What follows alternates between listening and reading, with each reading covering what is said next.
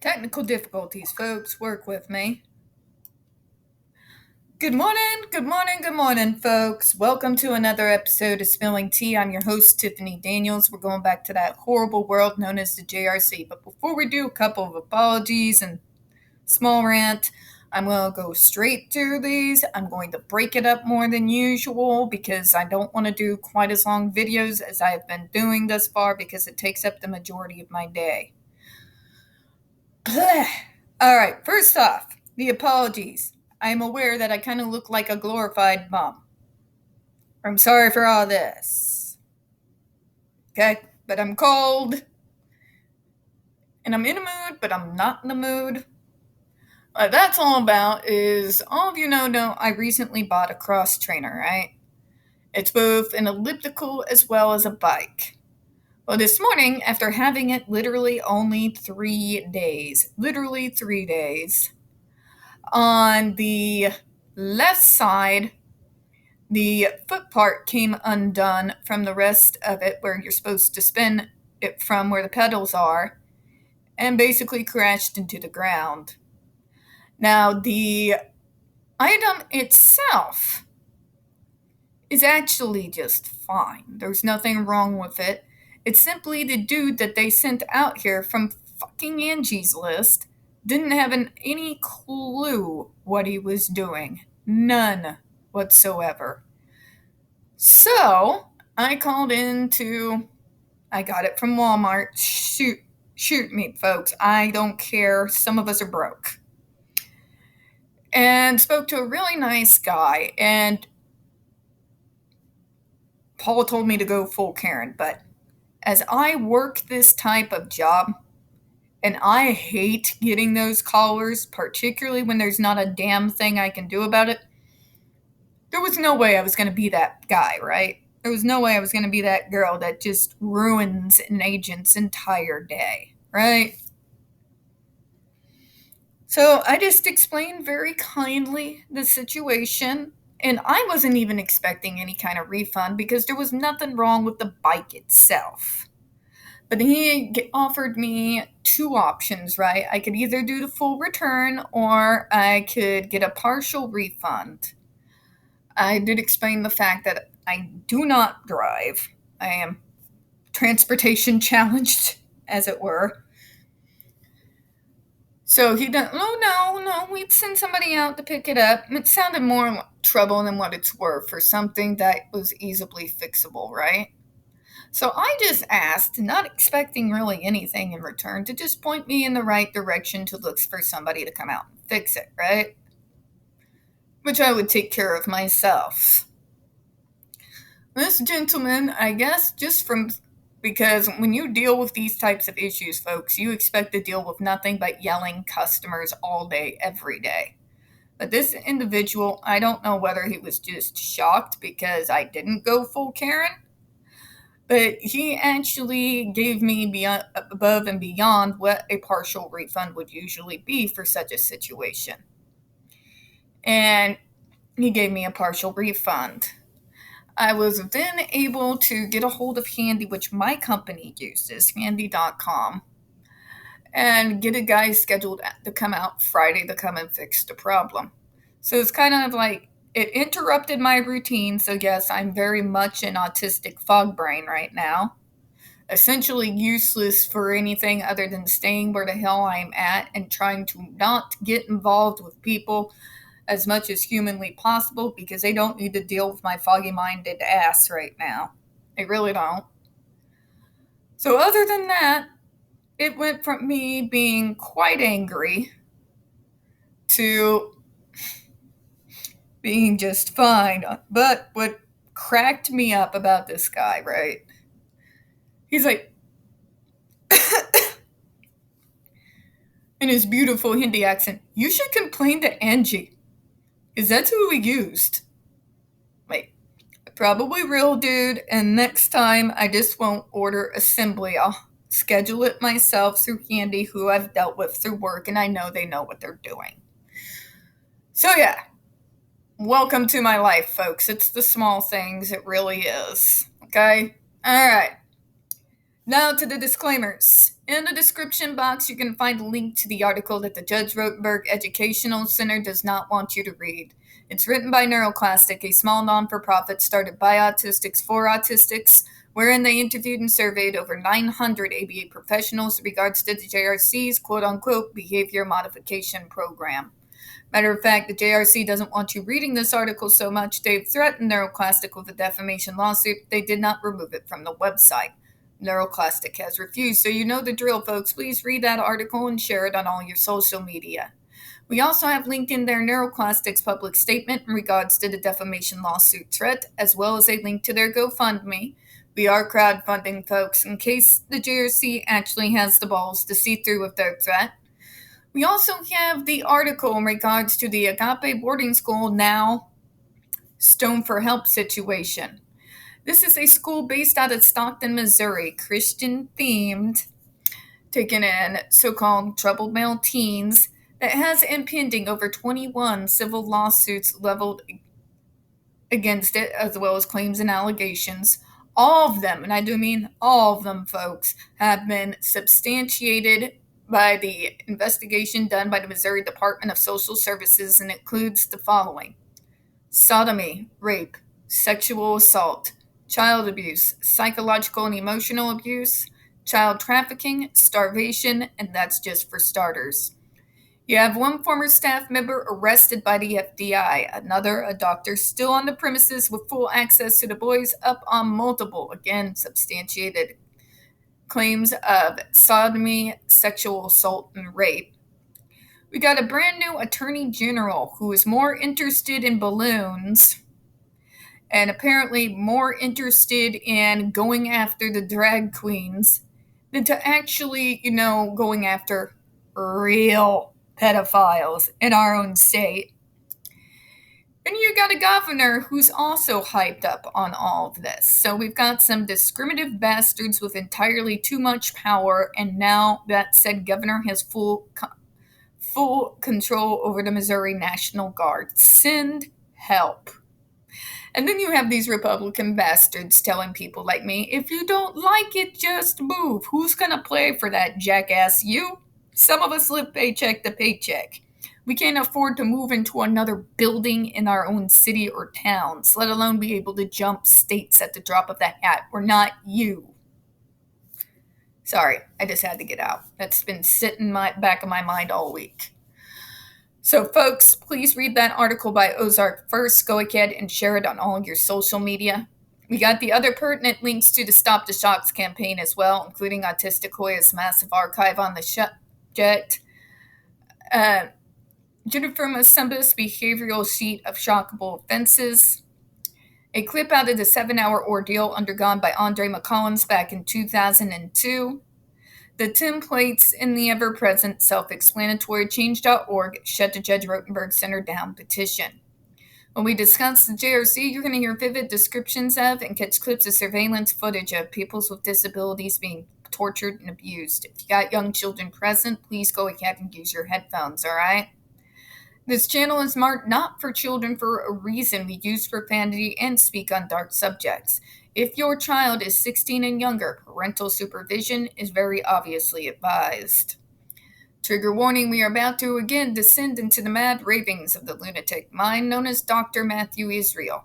You're going to hear gaslighting, victim blaming, torture and abuse apologencia, pseudoscience, lies, skewed data. The list goes on. The list goes on. And it's all coming from an individual who does not have the degrees in order to actually even be able to do what he's done to these kids. So be prepared for the stupid, all right? Okay, so we're going to bust this paragraph into two since we're trying to keep the videos nice, short, and sweet for this week. A non-disabled individual seeking to control or eliminate a problematic or dangerous behavior possesses the right to seek out and consent to treatment of any type. For example, an individual who is addicted to cigarette smoking and subject to its state. Oh, we read this last week. Let's move beyond it, shall we? Let's move beyond it. let's talk about this here where they're going to tell us some bullshit. Where the individual is 18 years of age or older, or is deemed a mature minor under applicable law, and is able to provide informed consent on a plan of treatment, the plan may be implemented upon his or her acceptance of its provisions. Let me tell you how this actually works in reality. None of these kids can consent to shit.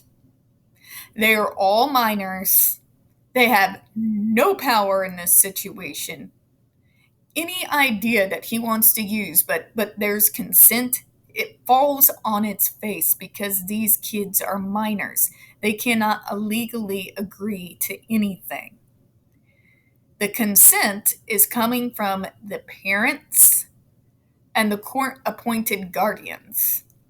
And as we have seen, and Shara McCollins has explained in explicit detail, these folks do not in any way at all provide these parents for what I would actually call full consent.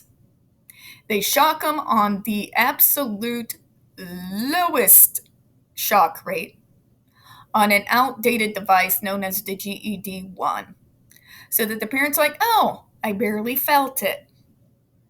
It's bullshit. Okay? It's bullshit. They feed these parents propaganda. They control literally every single piece of information that these parents get. Every piece. Every piece. They will go out of their way to explain before a home visit why they should ignore their child's justified concerns, why the parents shouldn't freak out when there's bruises on their children. Yeah. So you know what that is, folks? Some bullshit. That's what that is.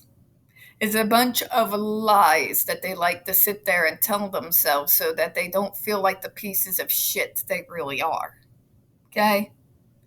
There is no consent involved. None of these parents or even the these court-appointed guardians are actually given the full context of what these kids go through every single day, okay?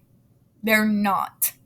Because if they were to go through this channel and go through the documents on Autistic Hoya's page there, and they haven't drank the Kool-Aid and they're brand new parents, there's no way, no fucking way they would ever consent to that shit. As a person who has not had a child, allow me to ask the parents out there, if you were considering to send your kid to a place to help with behaviors, and you went and did your research, and you pulled up all these things that have come out about the JRC, both in the media and from Autistic Hoya's archive on the subject, is there any way in hell you would consent that your child set 1 foot inside that building, let alone consent to the bizarre fucking torture tactics that they call medicine? I would like to believe you wouldn't. I'd like to believe that not only would you leave, but you would, before you leave, grab a hold of media just to let them know what they get up to in there. I would like to believe that. You have some individual parents, I call them the true believers. And I first encountered this mindset through the anti-vax.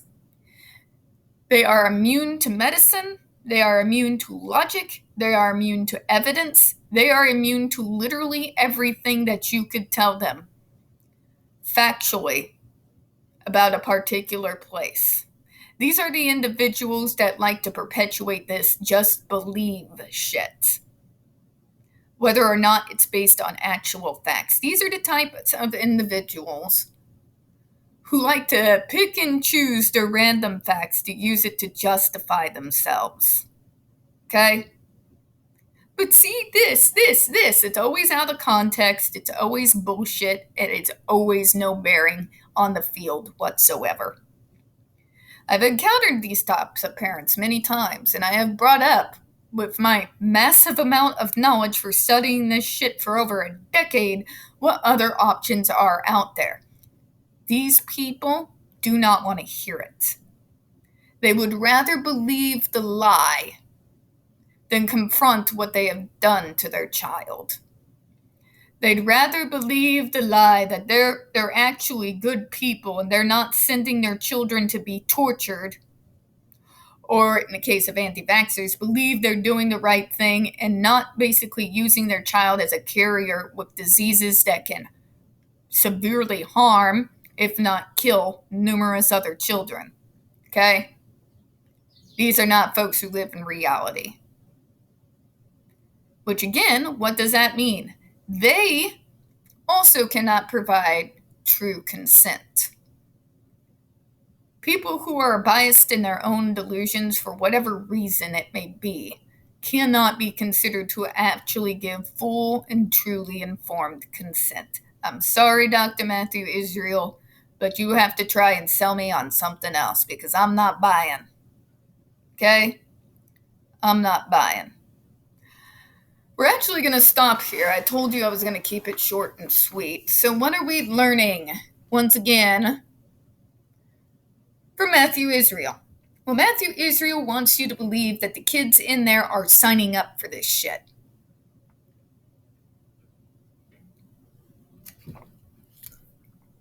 He wants you to believe that they are agreeing to these behavioral contracts and this bizarre bullshit that they call treatment. It's a lie. The majority of the kids he takes into these schools and his acolytes since then. Hold on, folks. I'll return.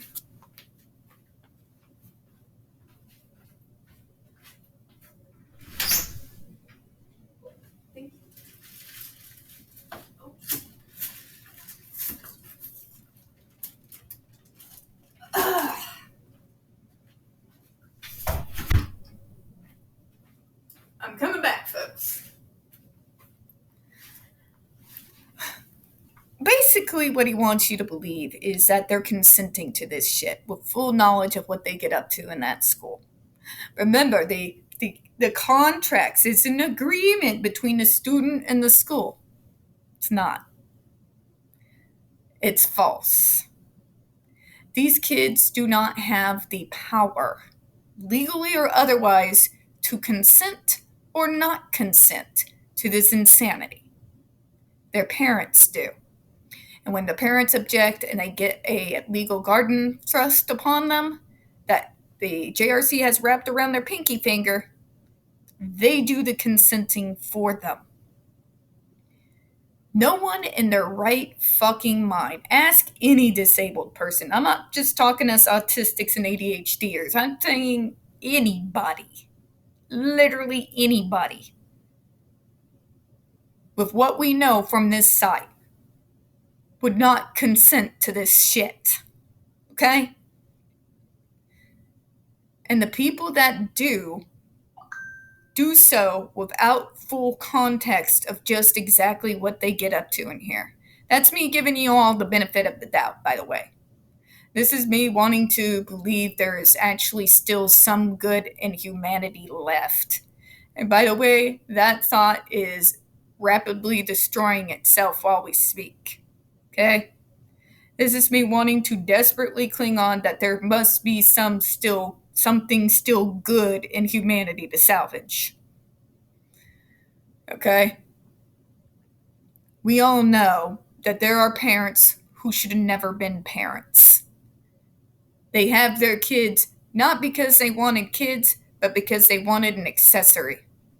When that accessory does not function in the way that they want it to, they want to cast it off like they are getting rid of their winter wardrobe. I know this because I've met these parents. They either want the quick fix, and if you can't give it to them, they want a place to drop those kids off at. Okay? Don't sit there and try to tell me it's something different. I've seen it, witnessed it. Okay? Not to mention, court-appointed guardians, individuals who may meet this child once a fucking month.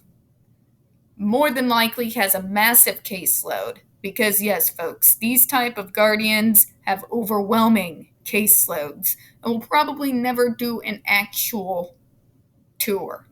I don't mean his guided tour. I don't mean his propaganda bullshit. I mean an actual full tour of the place with a full explanation of what they get up to in there. Okay? This idea of consent that he likes to throw around is garbage. Complete garbage. And if you don't believe me, Cheryl McCollins is on social media while we speak. Look her up. Go ask her. Go ask her what they told her about what they did. See if the JRC can then try to convince you with their idea of the truth. We're going to go ahead and close out on that, folks. We don't get very many views on this channel. Those that we do tend to get removed from time to time. So, folks, please don't forget to hit the like button, hit subscribe, and don't forget to hit those comments. I do appreciate your time this morning. And as always, we here at Spilling Tea do hope you have a good one. Bye-bye, everyone.